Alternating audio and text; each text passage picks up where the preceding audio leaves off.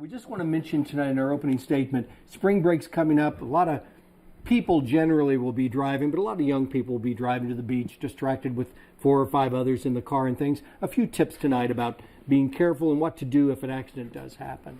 Well, and it's not necessarily on the list, Mike, but, spring break is a time where people have a tendency to want to drink. Yeah, they do. And, that just opens up a lot of issues legally that you just need to be careful about.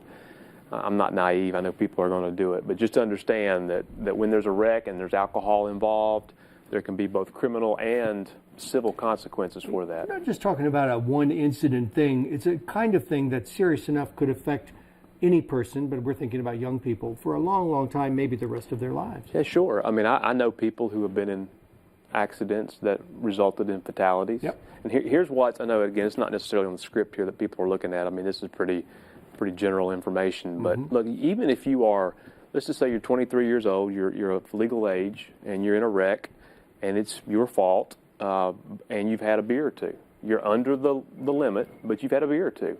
I'm just telling you, this is what I do. That's an issue, all right? That's a problem. And don't think just because you may be legal that's going to keep you out of trouble, because it's not. It is going to be a factor when you go to court. If you have one drink, it will affect your judgment in some capacity, period. Best thing to do is do what our parents told us and what I've told my boys. Don't drink and drive.